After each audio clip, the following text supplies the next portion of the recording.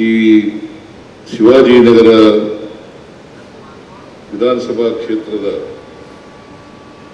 ಶಾಸಕರಾದಂಥ ರಿಜ್ವಾನ್ ಅರ್ಷದ್ ಅವರ ವಿರಾಜಪೇಟೆ ಕ್ಷೇತ್ರದ ಶಾಸಕರು, ಮುಖ್ಯಮಂತ್ರಿಗಳ ಕಾನೂನು ಸಲಹೆಗಾರರಾದಂಥ ಶ್ರೀ ಪೊನ್ನಣ್ಣ ಅವರ, ಮಡಿಕೇರಿ ಶಾಸಕರಾದಂಥ ಶ್ರೀ ಮಂತ್ರಗೌಡ ಅವರ, ಕೊಡವ ಸಮಾಜದ ಅಧ್ಯಕ್ಷರಾದಂಥ ಶ್ರೀ ಕರವೆಟ್ಟರ ಪೆಮ್ಮಯ್ಯ ಅವರ,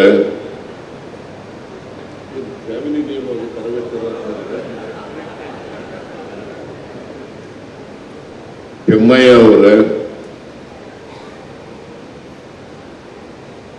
ಗೌರವ ಕಾರ್ಯದರ್ಶಿಗಳಾದಂಥ ಶ್ರೀ ಉತ್ತರಣ್ಣ ಅವರ, ಉಪಾಧ್ಯಕ್ಷರಾದಂಥ ಶ್ರೀಮತಿ ಕಮಲಾ ಮುತ್ತಪ್ಪ ಅವರ, ಇತರ ಎಲ್ಲ ಪದಾಧಿಕಾರಿಗಳೇ, ಇಲ್ಲಿ ಸೇರಿರ್ತಕ್ಕಂಥ ಆತ್ಮೀಯ ಬಂಧು ಭಗಿನಿಯರೇ, ಮಾಧ್ಯಮದ ಗೆಳೆಯರು, ಈ ಸಮಾರಂಭದಲ್ಲಿ ಅತ್ಯಂತ ಸಂತೋಷದಿಂದ ಭಾಗವಹಿಸಿದ್ದೇವೆ. ನೀವು ನನಗೆ ಮತ್ತು ಉಪಮುಖ್ಯಮಂತ್ರಿಗಳಿಗೆ, ನಮ್ಮ ಸರ್ಕಾರಕ್ಕೆ ಸನ್ಮಾನ ಮಾಡತಕ್ಕಂಥ ಕಾರ್ಯಕ್ರಮವನ್ನು ಏರ್ಪಾಡು ಮಾಡ್ಕೊಂಡಿದ್ದೀರಿ.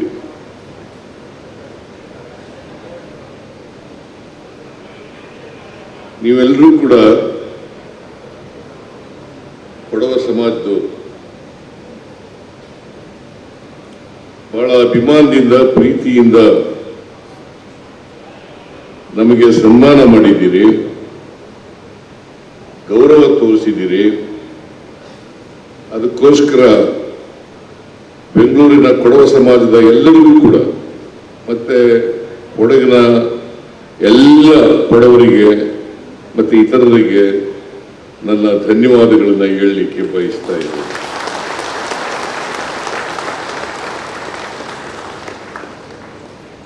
ನಿಮಗೆ 7 ಎಕರೆ ಕೊಟ್ಟಿರ್ತಕ್ಕಂಥದ್ದು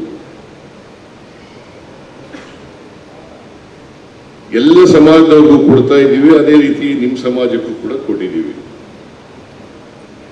ಅದರಲ್ಲಿ ದೊಡ್ಡತನ ಏನಿಲ್ಲ.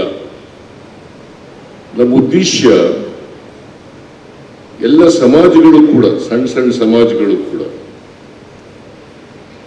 ಅವರು ಸಾಂಸ್ಕೃತಿಕವಾಗಿ, ಶೈಕ್ಷಣಿಕವಾಗಿ, ಆರ್ಥಿಕವಾಗಿ ಮೇಲೆ ಬರಬೇಕು ಅಂತಕ್ಕಂಥದ್ದು ನಮ್ಮ ಉದ್ದೇಶ.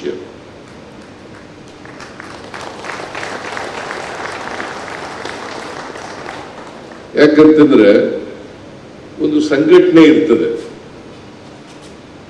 ಈ ಸಂಘಟನೆ ಬೆಳಿಬೇಕಾದ್ರೆ ಒಂದು ಜಾಗ ಇರಬೇಕಾಗ್ತದೆ. ಆ ಜಾಗದಲ್ಲಿ ನೀವು ಶೈಕ್ಷಣಿಕವಾಗಿ, ಸಾಮಾಜಿಕವಾಗಿ, ಆರ್ಥಿಕವಾಗಿ ಅನೇಕ ಕಾರ್ಯಕ್ರಮಗಳನ್ನು ಹಮ್ಮಿಕೊಳ್ಳಲಿಕ್ಕೆ ಸಾಧ್ಯ ಆಗ್ತದೆ. ಕೊಡವ ಸಮಾಜದವರು ಸಂಖ್ಯೆಯಲ್ಲಿ ಬಹಳ ಅಲ್ಪಸಂಖ್ಯಾತರು, ಆದರೆ ಅವರ ಸೇವೆ ದೇಶಕ್ಕೆ ಅಪಾರವಾದದ್ದು ಅಂತಕ್ಕಂಥ ಮಾತುಗಳನ್ನು ಹೇಳಲಿಕ್ಕೆ ಬಯಸ್ತಾರೆ.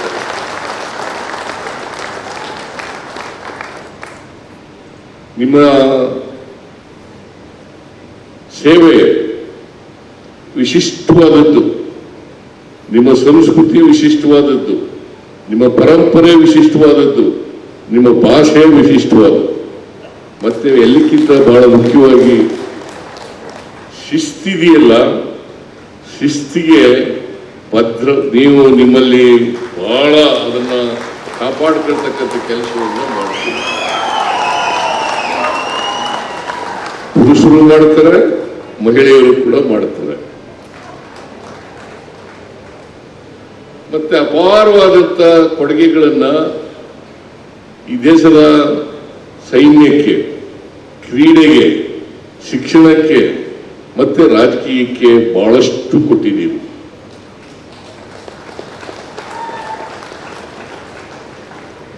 ಮರಿಲಿಕ್ಕೆ ಸಾಧ್ಯ ಆಗಲ್ಲ. ಬಡವರಲ್ಲಿ ನನಗೆ ಇಬ್ಬರು ಪರಿಚಯ ಇರ್ತಕ್ಕಂಥವರು, ಎ.ಕೆ. ಸುಬ್ಬಯ್ಯನವರು ಮತ್ತು ಎಂ.ಸಿ. ನಾರಾಯಣವರು. ಬಹುಶಃ ರಾಜಕಾರಣಕ್ಕೆ ಒಂದು ದೊಡ್ಡ ಕೊಡುಗೆ ಇರ್ತಕ್ಕಂಥ ಮಾತುಗಳನ್ನ ಹೇಳಲಿಕ್ಕೆ ಬಯಸ್ತಾ ಇದ್ದೇನೆ. ಇವರು ಇಬ್ಬರು ಕೂಡ ಒಳ್ಳೆ ಪಾರ್ಲಿಮೆಂಟೇರಿಯನ್ಸು ಅಂತ ಹೇಳಿದ್ರೆ ಅದು ತಪ್ಪಾಗಲಾರದು.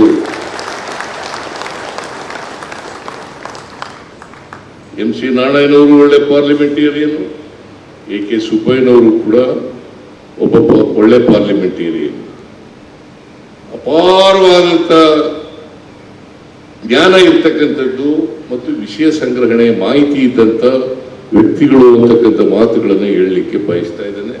ನಾನು ಇಬ್ಬರು ಭಾಷಣನೂ ಕೇಳಿದ್ದೀನಿ. ಕೌನ್ಸಿಲ್ನಲ್ಲಿ ಎ.ಕೆ. ಸುಬ್ಬಯ್ಯನವರು ಪಾಪ ಅಸೆಂಬ್ಲಿಗೆ ಬರ್ಲಿಕ್ಕೆ ಆಗಲಿಲ್ಲ. ಒಂದ್ಸಾರಿ ಮಾತ್ರ ಎಂ.ಸಿ. ನಾರಾಯಣವರು ಅಸೆಂಬ್ಲಿ ಸದಸ್ಯರಾಗಿದ್ರು, ಆಗ ನಾನು MLA ಆಗಿರಲಿಲ್ಲ. ಆದರೆ 83ರಿಂದ ಕೊನೆಯವರೆಗೆ ಈಗಲೂ ಕೂಡ ಸ್ನೇಹದಲ್ಲಿ ಇದ್ದೇವೆ. ಮತ್ತೆ ಒಳ್ಳೆ ಪಾರ್ಲಿಮೆಂಟೇರಿಯನ್ ಕೂಡ ಇದ್ದಾರೆ. ಎ.ಕೆ. ಸುಬ್ಬಯ್ಯನವರು ಫೈರ್ ಬ್ರ್ಯಾಂಡ್.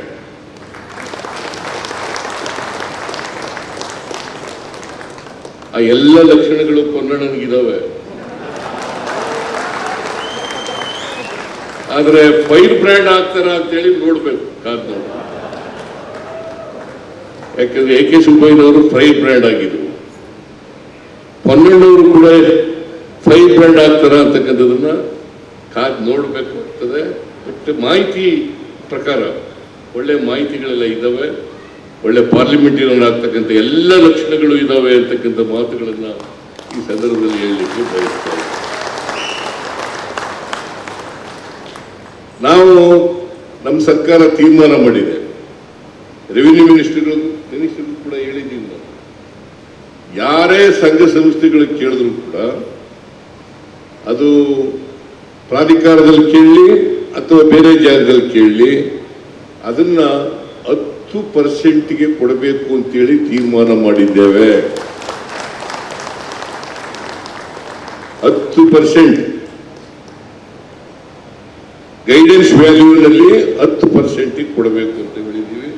ಈಗ ನಿಮ್ಮದು 7 ಎಕರೆ, ಈಗ 1,07,00,000 10 ಲಕ್ಷ 10% ಮಾತ್ರ ಕೊಡಬೇಕು ಅಂತ ತೀರ್ಮಾನ ಮಾಡೋದು.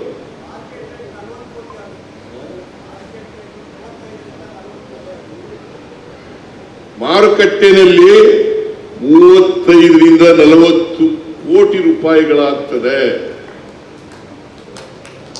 ಅಂತ ಆಸ್ತಿಯನ್ನ 1,10,07,000 ಇದಕ್ಕೆ ಕೊಟ್ಟಿದ್ದೇವೆ. ಹೆಚ್ಚಿನ ವಿಡಿಯೋಗಳಿಗೆ ಪ್ರತಿಧ್ವನಿ ಯೂಟ್ಯೂಬ್ ಚಾನೆಲ್ ಸಬ್ಸ್ಕ್ರೈಬ್ ಮಾಡಿ, ಬೆಲ್ ಐಕಾನ್ ಕ್ಲಿಕ್ ಮಾಡಿ.